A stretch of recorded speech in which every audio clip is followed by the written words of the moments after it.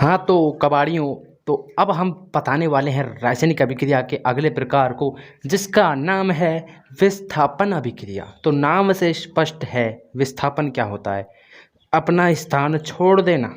सबको पता है यार विस्थापन क्या होता है, अपना स्थान छोड़ देना। तो इसी से रिलेटेड है ये भी, वह अभिक्रिया जिसमें कोई अधिक अभिक्रियाशील अभिकारक।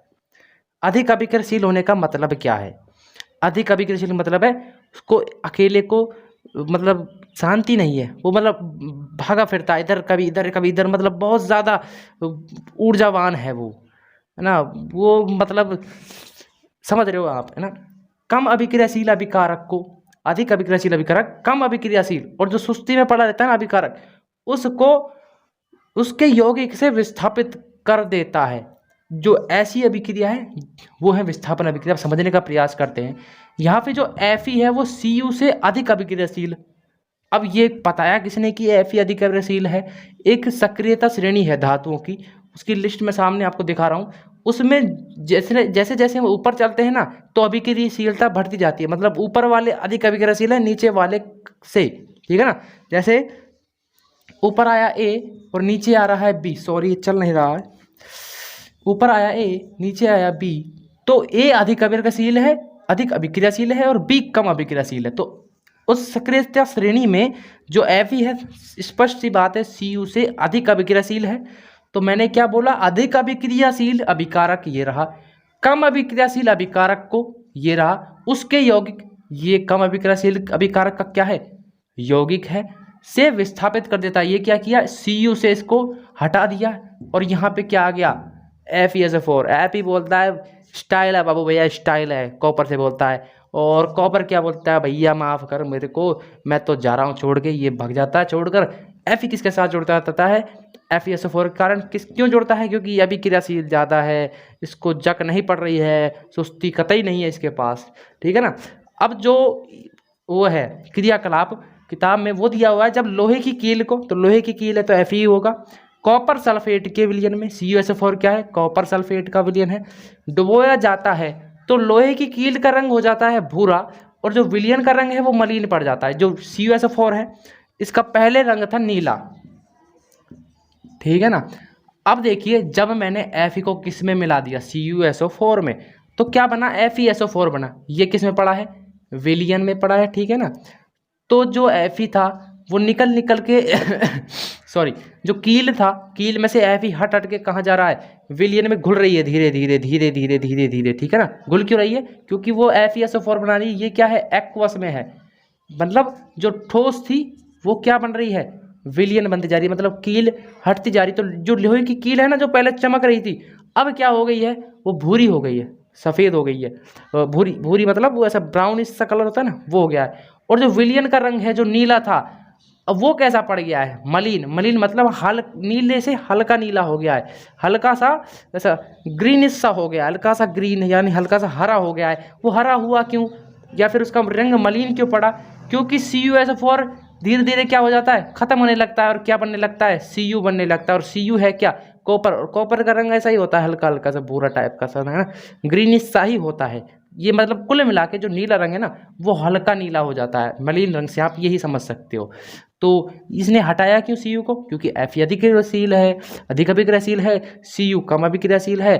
अभिक्रिया हुई कैसे, Fe पे क्या आता है, +2 आता है, इलेक्ट्रॉन त्याग देता है 2।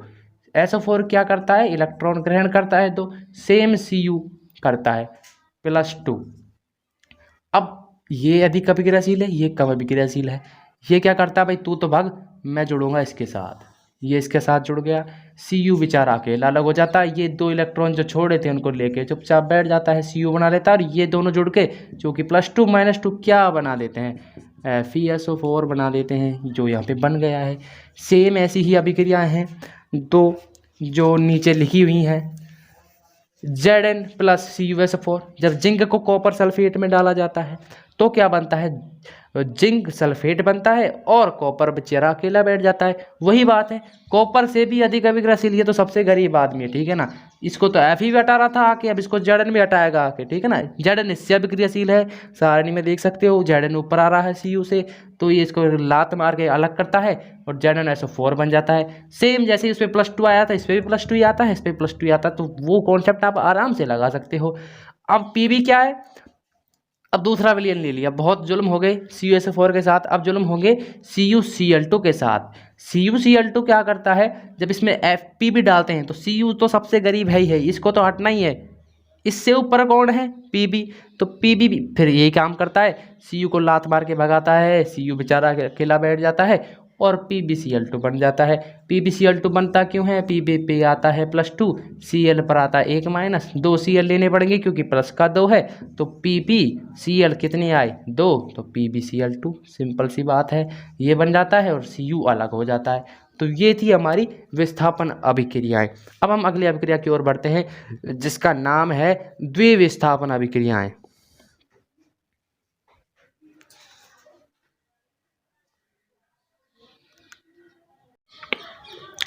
हाँ तो भैया, विस्थापन अभिक्रिया हमने पढ़ लिया, अब पढ़ रहे हैं हम द्विविस्थापन अभिक्रियाएं। विस्थापन में एक बार विस्थापन हो रहा था, द्विविस्थापन में क्या होगा, 2 बार विस्थापन होगा यार, सिंपल सी बात है।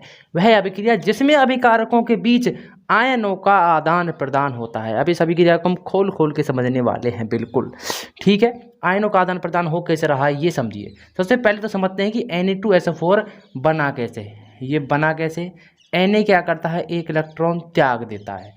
SO4 क्या करता है, 2 इलेक्ट्रॉन ग्रहण करता है। 2 इलेक्ट्रॉन देने के लिए Na कितने चाहिए, 2, तो Na के 2 अणु हो जाते हैं और आयन हो जाते हैं, और SO4 के क्या हो जाता है, एक ही आयन रहता है। सेम Ba पे क्या आता है, Ba 2 इलेक्ट्रॉन त्यागता है, त्यागने पर प्लस का 2 आवेश आता है। क्यों आता है, बेसिक का लेक्चर देख कर आए, मेरे वाला ही देख ले, फायदे में रहोगे। Cl क्या करता है, 2 इलेक्ट्रॉन 1 इलेक्ट्रॉन ग्रहण करता है, दूसरे इलेक्ट्रॉन को ग्रहण करने के लिए एक और Cl आ जाता है, और दोनों अब जुड़ेंगे तो क्या बनेगा, BaCl2, ये दोनों जुड़ेंगे तो क्या बनेगा, Na2SO4। अब ये Na क्या बोल रहा है कि SO4 भैया तेरे साथ मैंने बहुत रह लिया, अब मेरा मन नहीं लग रहा तेरे साथ, अब मैं करूँगा दूसरी शादी, किससे, Cl से। सेम Ba बोल रहा है भाई मेरी भी नहीं जम रही अब तेरे से Cl, अब मैं करूँगा पहली शादी नहीं दूसरी शादी, किससे, SO4 से। तो ये तो आता है इसके पास और ये जाते हैं इसके पास। तो देखो Ba के पास कौन आया, SO4 - 2, क्या बनाया, BaSO4। Na के पास कौन जाएगा, Cl- और दूसरे Na के पास ये दूसरा Cl-। बनेंगे कितने, 2 NaCl, तो यहाँ क्या लगा सकता हूँ मैं, 2 NaCl लगा सकता हूँ, सिंपल सी बात है। तो अब देखिए आयनों का आदान प्रदान हुआ कैसे, देखिए Na पहले था SO4 के पास, अब किसके पास गया है, Cl के पास। पहले Ba था Cl के पास, अब किसके पास आ गया, SO4 के पास। मतलब आयन क्या हो गए, बदल गए, आदान प्रदान हो गया, उसने उसका लिया, उसने उसका लिया, ठीक है ना। तो जैसे अभिक्रिया जिसमें अभिकारकों के बीच आयनों का आदान प्रदान हो रहा हो, वो क्या होती है, द्विविस्थापन अभिक्रियाएं। अब इस द्विविस्थापन अभिक्रिया में खास बात क्या है, खास बात इसमें ये है कि इसमें एक अवक्षेप बनता है। अवक्षेप क्या होता है, पहली बात तो कोई चीज़ है, जल लिया, जल में पटक दी, अब वो घुल नहीं रही है, तो जो घुल नहीं रही है ना, तो मान लीजिए वो अवक्षेप, मान लीजिए क्या वो है ही अवक्षेप, यानी जल में अविलेय पदार्थ को अवक्षेप कहते हैं। और जब घुल नहीं रहा है तो सीधी सीधी बात है कि वो क्या बन जाएगा, अवक्षेप बन जाएगा। और BaSO4 है तो ये क्या रहेगा, सॉलिड रहेगा। अगर वो जल में घुल जाता तो किस में आ जाता, एक्वास, AQ, यानी जलीय विलयन में आ जाता। अरे घुल ही जाता तो जलीय विलयन में आता है या नहीं, लेकिन वो घुल नहीं रहा है, वो जैसा डाला था ठोस वैसा का ठोस ही है उसमें। तो यहाँ पे देखिए मैंने सॉलिड लिखा हुआ है, यानी जो जल में नहीं घुल रहा वो क्या, वो है अवक्षेप। और जिस अभिक्रिया में अवक्षेप बन जाए ना, उस अभिक्रिया को हम अवक्षेपण अभिक्रिया भी बोल सकते हैं, ठीक है ना। ये अभिक्रिया अवक्षेपण अभिक्रिया का उदाहरण है। अब देखते हैं क्रियाकलाप दिया था शुरू में 1.2 क्रियाकलाप, उसमें भी यही सवाल आया था कि क्या ये भी द्विविस्थापन अभिक्रिया है। हाँ जी, ये भी द्विविस्थापन अभिक्रिया है। ये हो कैसे रही है ये भी देख लेते हैं। ये Pb है, सॉरी Pb क्या करता है, 2 इलेक्ट्रॉन त्यागता है। NO3 क्या करता है, 1 इलेक्ट्रॉन ग्रहण करता है, दूसरे इलेक्ट्रॉन ग्रहण करने के लिए दूसरा NO3 चाहिए।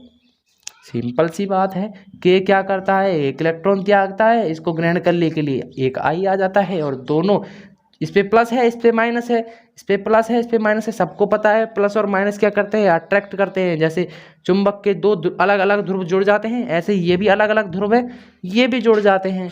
अब इनको भाई 2 को बराबर करने के लिए 2 ध्रुव चाहिए, तो माइनस के 2 आ गए। ये तो सिंपल बात है, मैंने पहले बता दी थी। अब देखिए Pb किसके पास गया, I के पास।